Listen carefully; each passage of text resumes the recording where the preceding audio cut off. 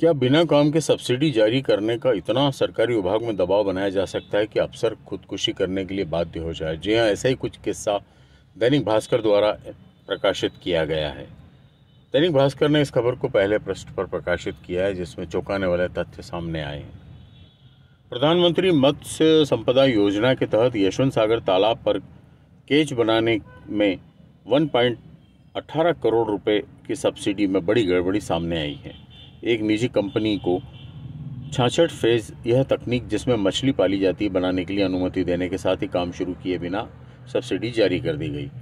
यहां तक कि गलत तरीके से सब्सिडी जारी नहीं करने पर विभाग के एक अफसर पर इतना दबाव बनाया गया कि उन्होंने आत्महत्या की कोशिश की। अफसर का निजी अस्पताल में उपचार चल रहा है। मामले की शिकायत मछुआ कल्याण एवं मत्स्य विभाग में होने के बाद जांच शुरू की गई। कंपनी को केज का काम देने और सब्सिडी जारी करने में कई फर्जी दस्तावेज लगाने की बात भी सामने आ रही है। यशवंत सागर पर मछली पालन के लिए इंदौर की खांडेकर एग्रो एंटरप्राइजेस को 66 केज लगाने की अनुमति दी गई है। नियमों के अनुसार किसी भी व्यक्ति या कंपनी को अधिकतम 18 केज का काम दिया जा सकता है। कंपनी ने क्षेत्र की राष्ट्रीय मछुआ मांझी मत्स्य सहकारी संस्था हाथोस से केज लगाने के लिए एनओसी भी हासिल नहीं की, जो अनिवार्य थी। शासन ने 10 साल के लिए समिति को तालाब की लीज दे रखी है। समिति के अध्यक्ष लाखन सिंह चौहान ने बताया, हमने इस मामले की शिकायत मुख्यालय को की है और जांच कराने के लिए कहा है। कुल मिलाकर केज का काम पूरा होने तथा उसकी पुख्ता जांच के बाद ही सब्सिडी स्वीकृत करने का नियम है, लेकिन इस मामले में काम शुरू होने के पहले ही 1.18 करोड़ की सब्सिडी बैंक को जारी कर दी गई।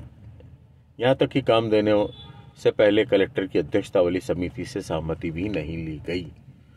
मत्स्य अफसर के FAFO agriculture field officer Mahendra Singh Pankhede ने पिछले दिनों आत्महत्या का प्रयास किया। बताया जा रहा है कि उन पर सब्सिडी जारी करने के लिए इतना दबाव बनाया गया है कि वे इसे सह नहीं पाए। संयुक्त संचालक एम.के. पथरोड़िया ने बताया कि 15 अगस्त को अस्पताल में एडमिट किया था, इलाज जारी है, अभी बात करने की स्थिति में वो नहीं है। कुल मिलाकर इस योजना में सामान्य वर्ग को लागत की 40%, अनुसूचित जाति जनजाति महिलाओं को 60% सब्सिडी मिलती है। जिस भी समिति को सरकार जल स्रोत लीज पर देती है, केज लगाने से पहले उससे एनओसी लेना अनिवार्य है। समिति द्वारा कार्य पूर्णता का प्रमाण पत्र देने के बाद ही सब्सिडी जारी की जाती है।